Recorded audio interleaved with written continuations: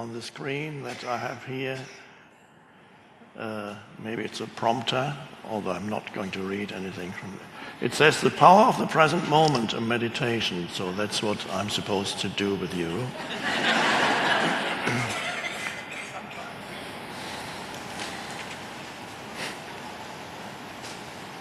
Now, this is not a meditation where you need to go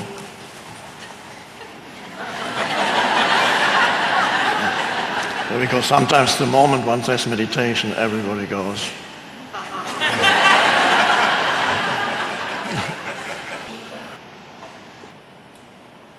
People have been conditioned to overlook the present moment.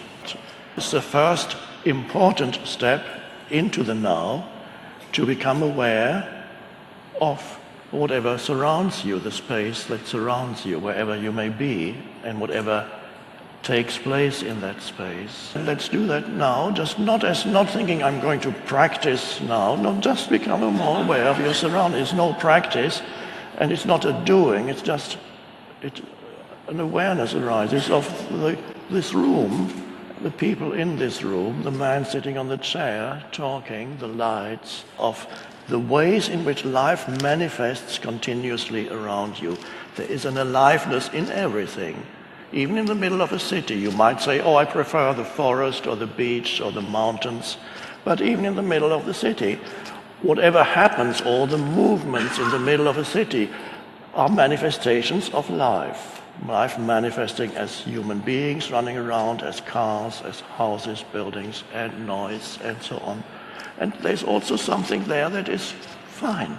It's an acknowledgement of life. And then comes an appreciation. Oh, you might see something that you before had not appreciated.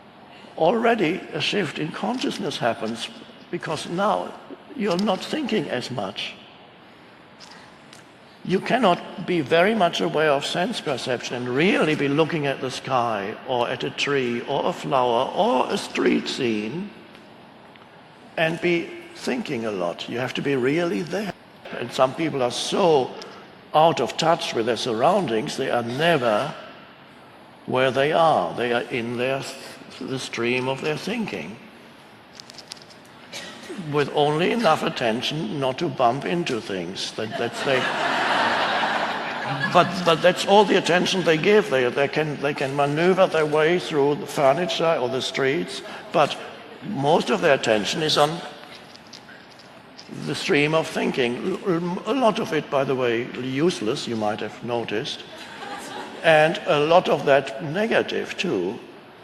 Critical, complaining, having an issue with this or that, thinking about an unpleasant person yesterday or 10 years ago, and thinking what might go wrong tomorrow or tonight.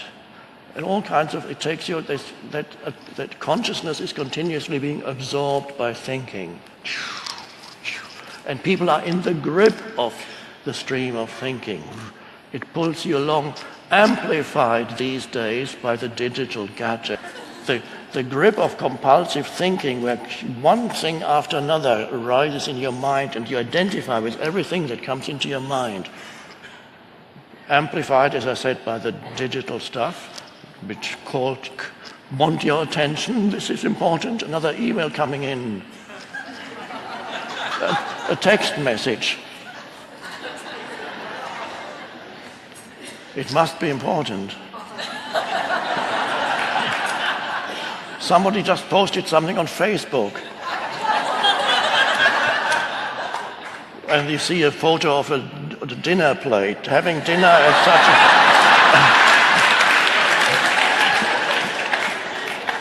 And of course then you have to reply and you say, cool, it's great. And that absorbs all the attention, is continuously being absorbed. It was bad enough before the digital things, but now it gets amplified, drowning in mental stuff.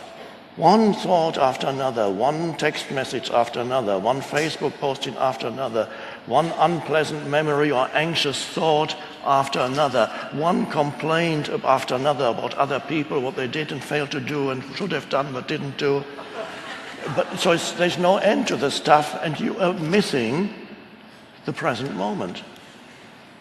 Continuously, your attention is absorbed by useless and compulsive thinking. And imagine living like that for 10, 20, 30, 40 years. What that does to your habitual state of consciousness and you as a person. What kind of person does that state of consciousness produce?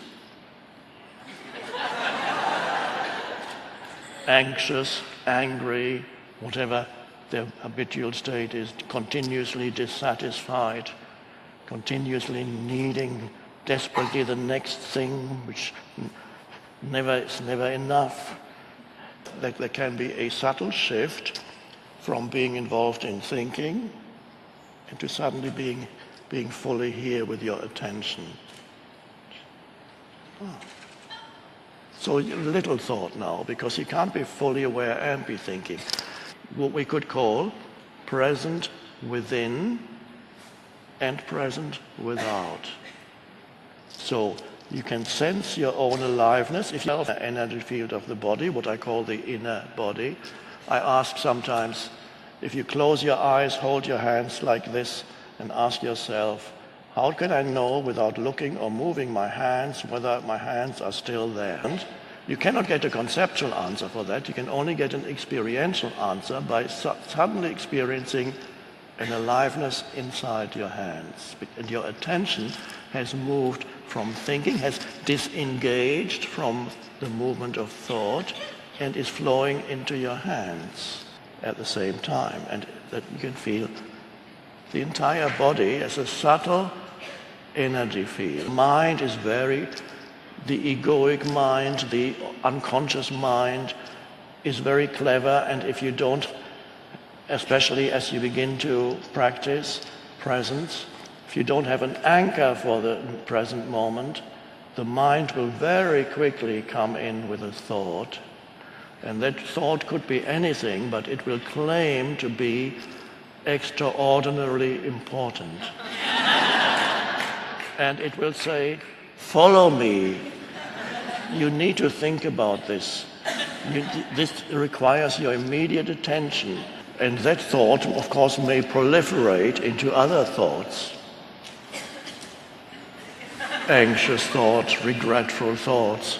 What about my whole life? I have to work out my life.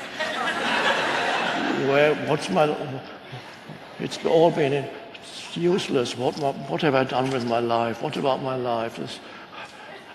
What is my life? It's a mental construct that you call my life, and you miss the actual life in the present moment. But so you need to know that your thought it's very seductive and hypnotic, and it will come in and grab your attention again if you don't know what it's doing.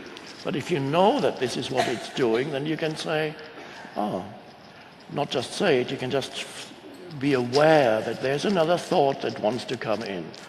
And at that moment when there's an awareness, you don't have to follow the thought. You can just allow it to pass through your mind, and then it's gone again. And then you can say, my choice is to have my attention in the body, and you don't even have to verbalize that. The choice comes, you know that this is your choice, and then you're no longer suffering from an unpleasant, sleepless night. You're actually having a wonderful meditation and not asking that this moment should be any different from the way it is. And you sense the aliveness in your energy field. That's your life. Well, what is it that makes up the totality of the present moment? It is sense perceptions, feelings. There may be thoughts too, coming and going. You don't have to follow them, but they still come and go, some thoughts. And then there are spaces in between the thoughts. And this is extraordinarily important, to discover that there is such a thing in you as a space between one thought and another. So there's no longer an uninterrupted stream of thinking. Suddenly, you become aware of a space. Indeed, for millions of humans still on the planet, all they know is the stuff in their minds. The entire sense of self is derived from the stuff in their mind. Dreadful fate. But nobody tells us that it's dreadful. It's so normal. If you're born in a mental asylum, then you don't know that everybody is insane because everybody's the same. Another question one could ask to point you to that inner reality is to ask, what does it feel like to be you without taking recourse to memory, to be you now, not remembering your story. It's only a story in the mind. But what does it feel like to be you? Now you can only, there's no conceptual answer because I'm asking about an actual experience or realization right now, here, now. What does it feel like? What is the essence of who you are? And it has no form. It is just spacious awareness that frees you from believing that your personal history is who you are. Because your personal history is not that great.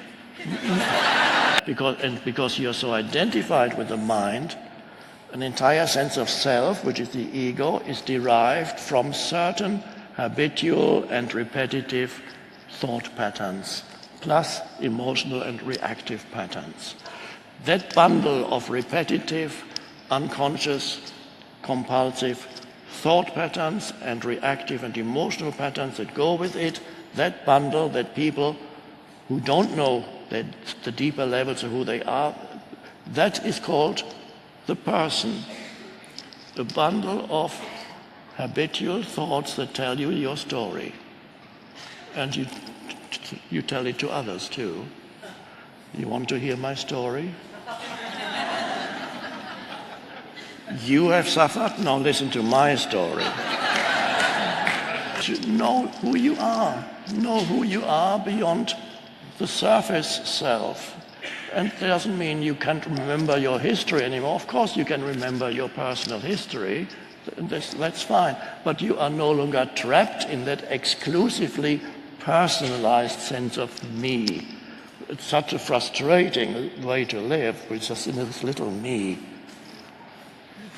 Always feels threatened by things and needs to identify with other things and never feeling complete, never feeling satisfied for very long, always a sense of not enough. Awful way to live. So we are transcending that, and that's the shift in consciousness.